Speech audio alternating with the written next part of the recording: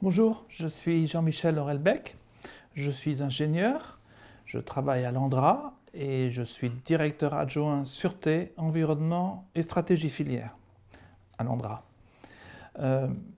J'ai travaillé pendant beaucoup d'années sur les déchets de haute activité vie longue qu'on destine au stockage géologique, le projet CIGEO. Aujourd'hui, j'ai coordonné les études et recherches de ce projet. Et aujourd'hui, je m'intéresse plus à des questions générales sur la stratégie de gestion des déchets radioactifs.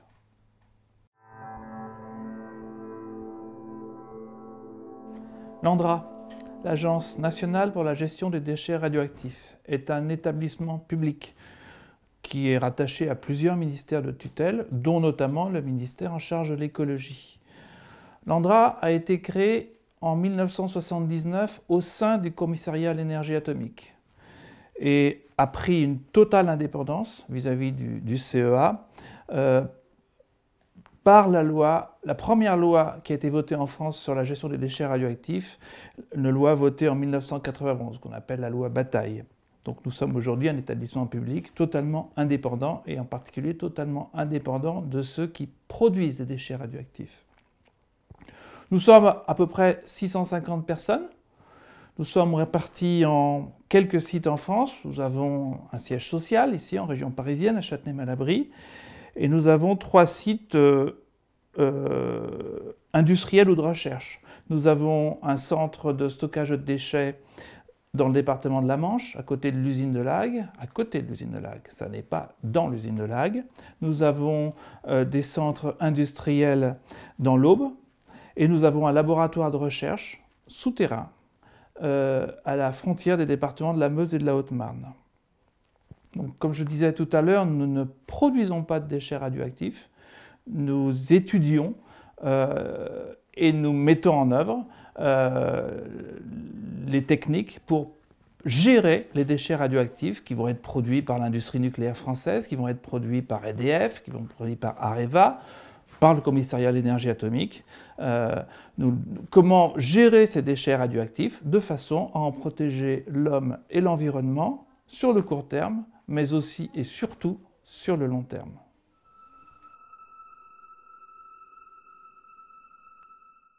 Les déchets radioactifs, ils ont plusieurs provenances. La plus grosse, en nombre, en quantité, c'est l'industrie électronucléaire. C'est la production d'électricité avec des réacteurs nucléaires, réacteur d'EDF, c'est le cycle du combustible nucléaire qui est utilisé donc, pour faire tourner ces réacteurs nucléaires, et notamment avec le retraitement de ces combustibles une fois qu'ils ont été déchargés des réacteurs, retraitement que l'on effectue à l'usine de Laghe, qu'Areva effectue à l'usine de Laghe.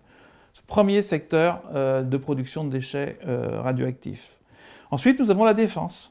La défense avec le programme nucléaire français qui est bien connu. Et puis, nous avons tout un tas de déchets, certes en quantité plus limitée, qui viennent de l'industrie classique, qui viennent de la recherche, qui viennent du secteur médical.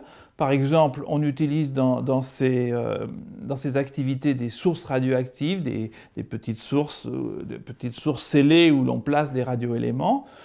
Par exemple, dans l'industrie, on va utiliser ces sources pour mesurer des niveaux dans des cuves, par exemple.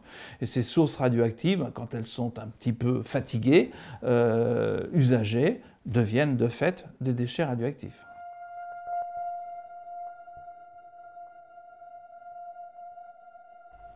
L'histoire de la gestion des déchets radioactifs en France a véritablement commencé avec le début de l'industrie nucléaire en France. Et là, je remonte aux années 50, plutôt à la deuxième partie des années 50, avec notamment la construction de ce qu'on appelait à l'époque l'usine atomique de Marcoule, dont l'objectif initial était clairement un objectif militaire. Pourquoi l'histoire des déchets radioactifs a commencé dès le début du nucléaire, d'abord parce qu'on a commencé à produire les premiers déchets radioactifs dès qu'on a commencé à toucher l'atome. Donc on a commencé à produire des déchets radioactifs en France à la fin des années 50. Et puis aussi parce que les ingénieurs de l'époque se sont tout de suite posé la question de ce qu'ils allaient faire de ces déchets. Ça n'est pas, contrairement à ce qu'on peut entendre parfois, un sujet qui a été remis à la réflexion des générations suivantes. Ça a été traité dès le début. Et là, je crois qu'il faut que je distingue deux grandes catégories de déchets. Ceux qui sont faiblement radioactifs, avec une faible dangerosité, et ceux qui sont plus chargés en radioactivité, avec une plus haute dangerosité. Dangerosité, ça veut dire si je prends un déchet faiblement radioactif et que je le mets là, sur ma table, ça ne va pas trop perturber mon espérance de vie, si je reste raisonnable, bien sûr, avec ce déchet. Si par contre, je mets là, sur ma table, un déchet hautement radioactif, là, mon espérance de vie, elle va être fortement réduite et elle peut même l'être très fortement si je prends les déchets les plus radioactifs que nous avons. Voilà, alors si je commence par les déchets de faible dangerosité, la première idée qui a émergé et qui a été mise en œuvre en France et aussi dans les autres pays nucléaires à l'époque, c'était de les immerger en mer. On a pratiqué quelques campagnes d'immersion de ces déchets faible activité en mer. L'idée n'était pas de s'en débarrasser, de les cacher par rapport au monde. L'idée était que par des mécanismes d'abord de confinement puis de dilution, leur impact sur l'environnement et leur impact sanitaire était maîtrisé. Cette pratique a été arrêtée pour des raisons essentiellement de droit international. Convention de Londres qui a interdit de fait cette pratique. Et là, on a dû changer et on a créé le concept de stockage de déchets à terre. Et la France a construit le premier centre de stockage de déchets radioactifs. C'était à côté de l'usine de La Hague, le centre de stockage à la Manche, pour accueillir ces déchets de faible dangerosité. Le centre de stockage à Manche a été exploité pas mal d'années et lorsqu'il était plein, l'ANDRA a construit un autre centre de stockage pour des déchets toujours de faible activité. C'est le centre de stockage de l'Aube qui est aujourd'hui encore en exploitation. Bien sûr, l'expérience du premier centre a été utilisée pour la conception du suivant. La pratique s'est améliorée avec les années, mais on est dans la continuité de cette histoire des déchets de faible activité. Maintenant, je voudrais en arriver aux déchets plus radioactifs, aux déchets plus dangereux. Pour ces déchets-là, on les a fabriqués, les tout premiers déchets hautement radioactifs, ils datent aussi des débuts du nucléaire, de la même façon. Et là, les ingénieurs les ont entreposés dans des installations provisoires, des bâtiments destinés à protéger les populations, à protéger l'environnement, mais de manière provisoire, sur la durée de vie d'une installation, d'un bâtiment en béton. Alors là, je parle notamment des déchets qui ont été produits dans cette usine atomique de Marcoule et qui ont été entreposés dans des premiers bâtiments qui se trouvent sur le site de l'usine et qui existent toujours aujourd'hui.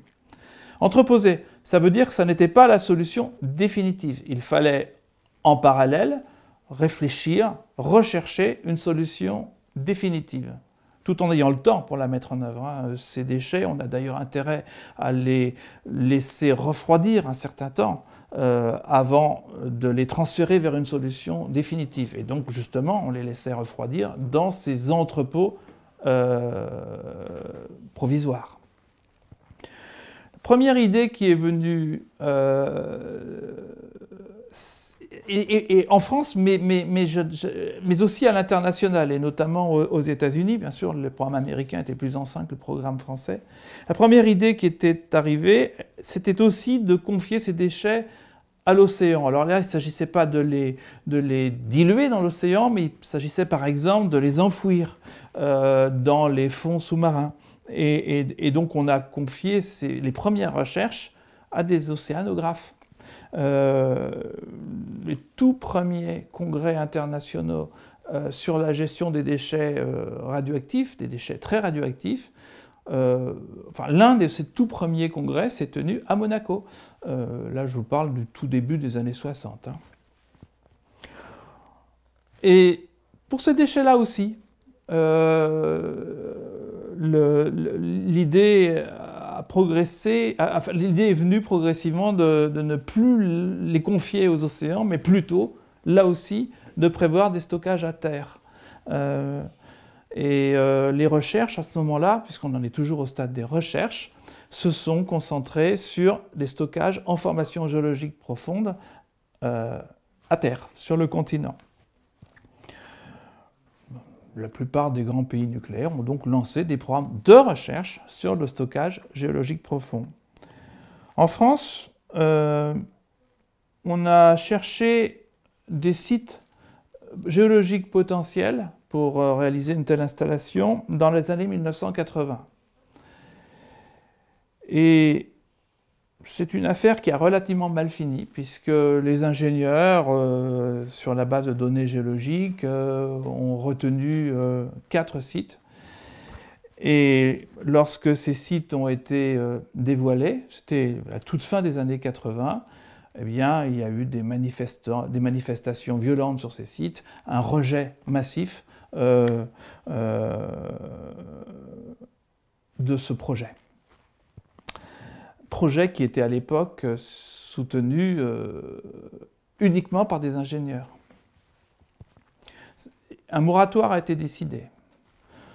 C'était le gouvernement de Michel Rocard. Il a décidé un moratoire sur la poursuite des recherches sur le stockage géologique et il a confié à un député qui s'appelait Christian Bataille une mission de réflexion sur la bonne façon de procéder pour continuer ces recherches sur la gestion des déchets les plus radioactifs.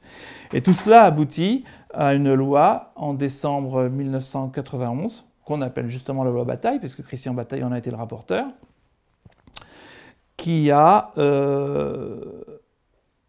été une assez forte innovation dans notre domaine. La première innovation, ça a été que la responsabilité au plus haut niveau de ce programme de recherche n'était plus entre les mains des seuls ingénieurs, mais est devenu un sujet sociétal qui devait être contrôlé par le monde, la sphère politique, et notamment par le Parlement. D'où cette première loi de 91, mais depuis d'autres lois ont été votées qui montrent bien que dorénavant, la gestion des déchets radioactifs, ça n'est pas seulement le domaine des ingénieurs, c'est aussi le domaine, c'est un domaine politique.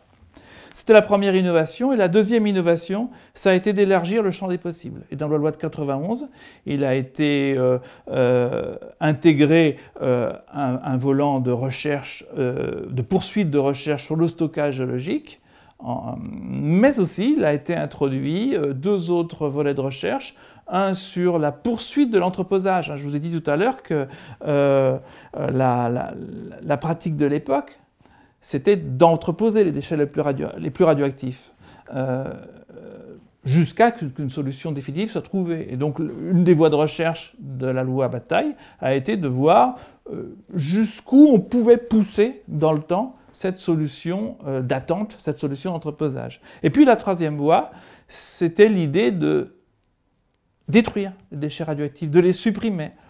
Une voie qu'on appelle la transmutation, pour être précis, la séparation des radionucléides à vie longue, puis leur transmutation. Voilà, et donc ces 3 programmes de recherche ont ensuite été menés sous contrôle du Parlement. 2 programmes de recherche ont été confiés au CEA, ceux sur l'entreposage et ceux sur la transmutation. Et le programme de recherche, la poursuite du programme de recherche sur le stockage géologique a été confié à l'ANDRA. Et si j'en viens à la voie de recherche sur le stockage géologique, une nouvelle recherche de sites a été lancée, de sites potentiels pour accueillir une telle installation. Mais là, les choses se sont faites, encore une fois, sous le contrôle, et plutôt sous le pilotage du monde politique, puis que M. Bataille, toujours lui, s'est vu confier une mission de médiation par le gouvernement pour rechercher ces sites. Et donc les critères que l'on a utilisés à ce moment-là n'étaient plus seulement des critères d'ingénieur, il faut que le site soit bon sur le plan géologique, bien sûr, ces critères subsistent, mais il faut aussi que ce site soit accepté par les populations. Il n'était plus question d'imposer aux populations un projet d'ingénieur sans que la société n'ait son mot à dire. Voilà. Et l'histoire s'est continuée. Plusieurs sites plusieurs communautés se sont manifestées auprès de Christian Bataille. Ça a donné 4 départements sur lesquels l'ANDRA a mené des investigations géologiques, parce que certes, il fallait être dans une communauté qui nous acceptait, mais il fallait encore vérifier que la géologie convenait. Et tout cela a abouti in fine, en 1998, au choix du site de Meuse-Haute-Marne pour construire non pas un stockage géologique, mais un laboratoire de recherche. Rien n'était encore décidé quant à la gestion définitive des déchets radioactifs. Voilà, donc l'ANDRA a construit ce laboratoire de recherche à partir de 2000, l'a exploité. Pendant ce temps-là, le CEA a poursuivi les recherches sur les autres voies, entreposage, transmutation. Les résultats de tout cela ont été confiés au gouvernement et au Parlement en 2005. Ils ont fait l'objet d'évaluations multiples, à la fois d'évaluations par des experts indépendants français, mais aussi par des experts étrangers. Et cela a conduit à une nouvelle loi en 2006 qui a décidé de poursuivre les recherches vers un stockage géologique. Et là, on est passé d'une étape laboratoire souterrain, laboratoire de recherche, vers une étape de développement progressif d'un projet de stockage géologique qui va avoir pas mal de jalons devant lui encore avant d'être définitivement décidé.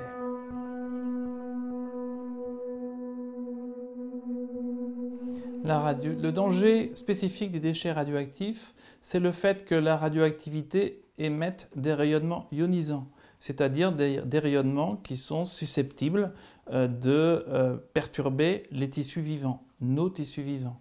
Alors, si vous avez une dose de rayonnement très faible, il ne va rien se passer.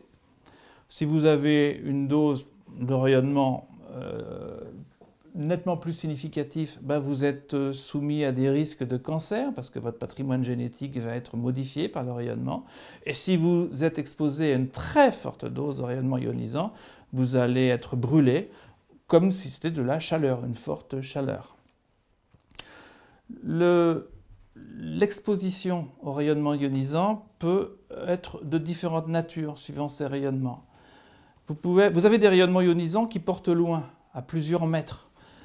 Et le seul fait d'être placé face à un déchet radioactif, à une source radioactive, risque de vous irradier par rapport à ces rayonnements-là. Alors, il faut savoir que souvent, ces rayonnements radioactifs qui ont une grande portée dans l'espace, plusieurs mètres, on va parler de rayonnement gamma, c'est un phénomène qui va décroître dans le temps, alors, plus ou moins vite. Pour les déchets les plus radioactifs, ça va décroître, ce risque-là va décroître en quelques siècles. Vous avez une autre voie d'atteinte qui, elle, va décroître moins vite. C'est le fait que vous puissiez ingérer des particules radioactives à l'intérieur de votre corps. Et là, vous allez avoir des tissus vivants qui vont être exposés au contact de ces particules et vont donc risquent d'être exposés à des rayonnements ionisants qui ont une très faible portée. Ça va être des rayonnements qu'on appelle alpha ou des rayonnements qu'on appelle bêta. Donc par rapport à ce risque d'ingestion, ce qu'on va chercher à faire, c'est à confiner les substances radioactives, à les empêcher de se disséminer dans l'environnement et donc d'atteindre l'homme.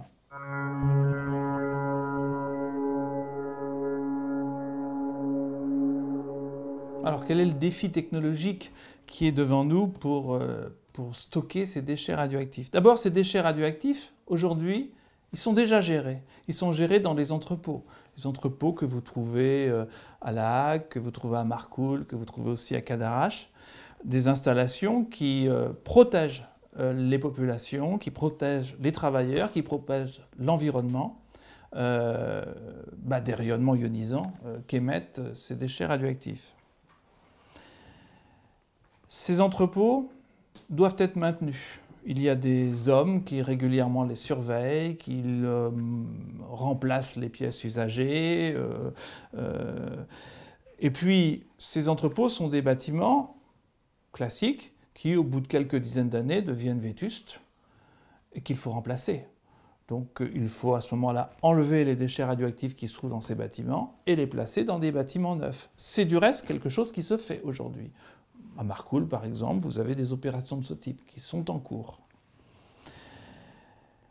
Nous cherchons une solution définitive, c'est-à-dire une solution qui, un jour, puisse se passer de l'action humaine, puisse se passer d'une maintenance, puisse se passer d'un renouvellement périodique d'une installation. Nous cherchons à ce que les déchets protègent définitivement l'homme et l'environnement sans que l'homme ait besoin, à un moment, d'agir. Notre objectif est de définir un système passif, sans action humaine, qui puisse être capable de confiner les substances radioactives qui se trouvent dans les déchets et de les confiner sur des temps longs. Notre étude, elle va jusqu'au million d'années. Pendant 1 million d'années, nous voulons que les substances radioactives soient confinées. Confinées, ça veut dire qu'elles ne se dispersent pas dans le milieu naturel, qu'elles n'atteignent pas l'homme, ou en tout cas que les doses d'exposition aux rayonnements ionisants que ces substances pourraient générer restent très très en dessous de seuils qui ont été déterminés et qui sont fixés en gros au 10e de la radioactivité naturelle. 1 million d'années. On cherche donc un milieu qui soit particulièrement stable et durable. Et c'est là qu'est intervenue l'idée du milieu géologique, de se mettre en profondeur, à une profondeur suffisante pour être capable, scientifiquement, de garantir que le déchet, dans 1 million d'années, il sera toujours là, dans ce milieu stable et durable. Ce milieu, il faut aussi qu'il ait de bonnes caractéristiques de confinement. Il ne faut pas que l'eau y circule, parce que l'eau, bien sûr, est un vecteur potentiel de dégradation du déchet et d'entraînement des substances radioactives. Et donc, on cherche un milieu géologique qui soit peu perméable. En France, on a choisi une argile pour cette caractéristique de faible perméabilité. Voilà. Donc, il s'agit maintenant de mettre en place le déchet radioactif au cœur d'une couche argileuse qui se trouve à une profondeur suffisante, en l'occurrence 500 mètres, pour que les choses se passent bien sur des échelles de temps très longues. Alors nous devons designer une installation souterraine capable de faire ça. Et parmi les enjeux qu'il y a dans ce design, il y a le fait de ne pas, par nos travaux, perturber excessivement ce milieu naturel qu'on a recherché pour sa stabilité, qu'on a recherché pour ses caractéristiques de confinement, mais qu'il ne faudrait pas perturber au point qu'il perde ses bonnes caractéristiques. Par exemple, les déchets les plus radioactifs émettent de la chaleur. Donc forcément, quand on va les mettre au milieu de cette formation géologique, la température va augmenter. Il faut s'assurer que cette augmentation de température ne crée pas des fissures dans les roches, des perturbations dans le milieu naturel. Et donc on est amené à dimensionner les ouvrages souterrains de manière à contrôler, à limiter cette élévation de température. Donc pour faire tout ce travail, il nous faut à la fois bien caractériser le site géologique dans lequel on veut s'installer, bien connaître ses propriétés. Il nous faut concevoir, ingénierier une installation souterraine qui soit capable de s'insérer dans ce site géologique sans le perturber. Et pour faire tout ça aussi, il faut qu'on connaisse bien la nature de nos déchets et leur comportement à long terme.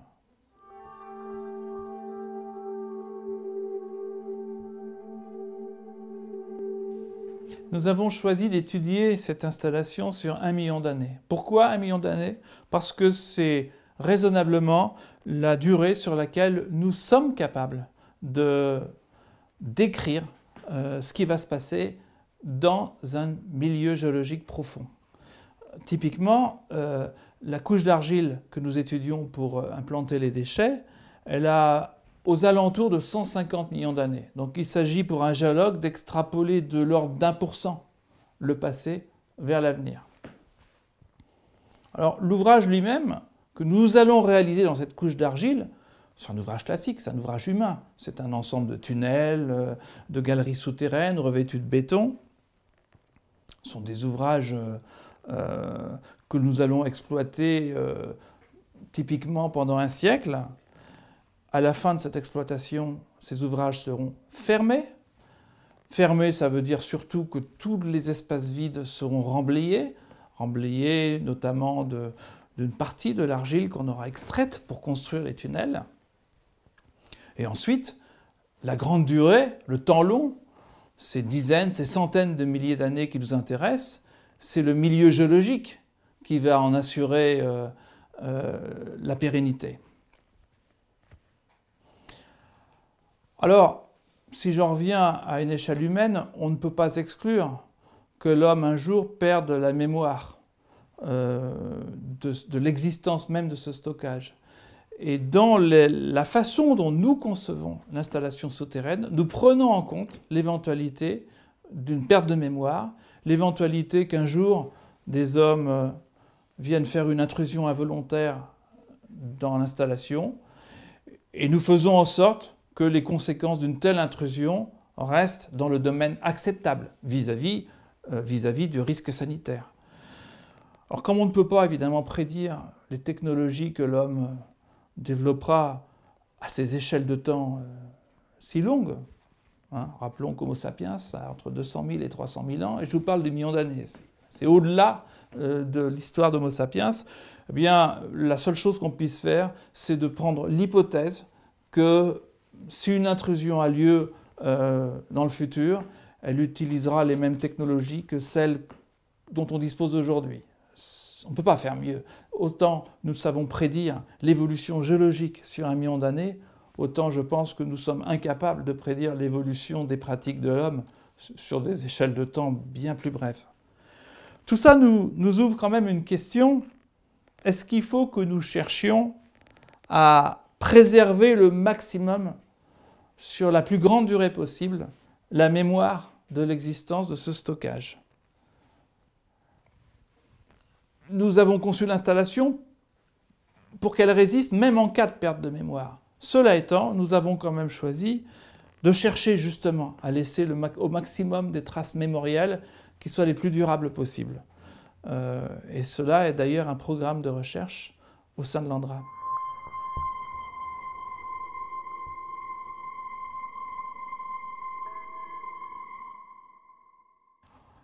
Pour étudier la mémoire, je crois qu'il faut distinguer plusieurs échelles de temps. On a d'abord une échelle de temps à l'échelle de quelques siècles, 300, 500 ans. On estime qu'on est dans le domaine du connu, là. On utilise des techniques d'archivage, on utilise des techniques comme du papier permanent pour que le papier dure sur ces durées-là. On dépose les dossiers dans différents endroits pour le sécuriser. Et ces techniques d'archivage qui sont éprouvées à l'échelle de quelques siècles sont déjà mises en œuvre pour notre tout premier centre de stockage, le centre de stockage de la Manche, qui est aujourd'hui fermé. Si on s'adresse à des échelles de temps plus longues, forcément, ça devient plus difficile. Quel message porter aux générations lointaines? Avec quelle langue leur parler? Avec quelle écriture? L'écriture humaine, ça date de 3000 ans avant Jésus-Christ, l'écriture cunéiforme à Sumer. Alors pour aborder ces échelles de temps plus longues, eh bien on travaille avec des chercheurs dans différentes sciences, sciences humaines, archéologie, histoire, anthropologie, sémiotique.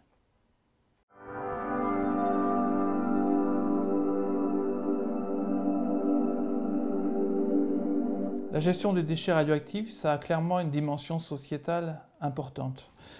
La prise de conscience des enjeux sociétaux de la gestion des déchets radioactifs, c'est pour moi la loi de 1991. Le passage progressif d'un projet d'ingénieur à un projet sociétal, dans lequel évidemment l'ingénieur garde un rôle fondamental. C'est lui qui fait le design de l'installation. Mais l'ingénieur aujourd'hui, il doit composer avec son environnement social, son environnement politique. Alors, aujourd'hui, au quotidien, nous essayons de promouvoir le dialogue avec les parties prenantes. Et dialogue, information, mais au-delà d'une information, d'essayer de co-construire certains choix, des choix qui peuvent impacter la vie des gens. Je pense par exemple sur le projet CIGEO à la liaison que nous allons devoir construire entre les deux installations que nous allons construire en surface, qui sont à quelques kilomètres l'une de l'autre. Est-ce qu'il faut faire une route? Est-ce qu'il faut mettre des camions? Est-ce qu'il faut faire autrement? Ou passer la route? Voilà, l'idée d'essayer de co-construire ce genre d'éléments du projet plutôt que d'en faire un truc d'ingénieur qui reste au sein même du milieu des ingénieurs. Alors pour faire ce dialogue, pour promouvoir peut-être cette co-construction, nous nous appuyons évidemment sur les structures de dialogue qui existent, et je pense en particulier à la commission locale d'information et de suivi du laboratoire de Meuse-Haute-Marne. Et puis je crois qu'il ne faut pas s'interdire d'innover dans ce domaine. Nous sommes aujourd'hui à la quête d'innovation dans le domaine de l'implication de la société civile dans notre projet. Ça, c'est la situation d'aujourd'hui. Si je me projette dans les années qui viennent, si je me projette dans le siècle qui vient. Pourquoi le siècle qui vient? Parce que CIGEO, c'est une installation qu'on va exploiter pendant un siècle. Pendant un siècle, il y aura des actes techniques, des actes d'ingénieurs sur le site. Pendant un siècle, il y aura des décisions à prendre. Des décisions à prendre tous les ans, tous les 10 ans. Il y aura des évaluations périodiques à faire pour orienter les décisions suivantes. Par exemple, la décision de construire une nouvelle partie dans laquelle on amènera de nouveaux déchets, ou la décision de fermer telle ou telle partie de stockage. Donc là aussi, l'idée, c'est de chercher à associer la société civile à la prise de décision. Il y a eu une avancée notable en 2016. C'est le vote d'une loi sur la réversibilité. La réversibilité, c'est en pratique un ensemble d'outils techniques, mais aussi d'outils de gouvernance pour bien articuler les décisions techniques avec leur perception sociétale et même l'évolution de ces perceptions sociétales sur un siècle. Forcément, la perception sociétale du projet va évoluer.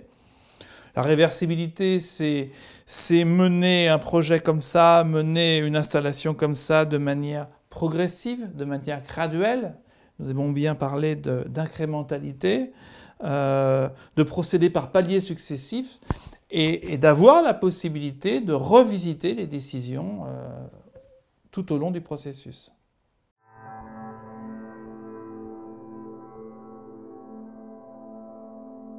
L'avenir de la gestion des déchets radioactifs, c'est de poursuivre l'action entreprise. Les déchets sont là. On les lèguera aux générations suivantes. On ne les fera pas disparaître. Alors le choix qui a été fait, c'est aussi de léguer aux générations suivantes des moyens de gérer ces déchets, c'est-à-dire des moyens de protéger l'homme et l'environnement de la dangerosité de ces déchets et sur de très grandes échelles de temps. C'est une démarche de responsabilité, c'est une démarche éthique. Elle a de fait été engagée il y a bien longtemps et il faut la poursuivre. Il faut la poursuivre dans un cadre d'ouverture sur la société.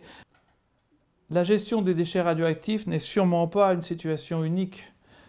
Notre civilisation a produit bien d'autres déchets, je pense à des déchets chimiques notamment, qui sont plus ou moins dangereux, à l'instar des déchets radioactifs, ou bien à nos pollutions, je pense notamment au réchauffement climatique.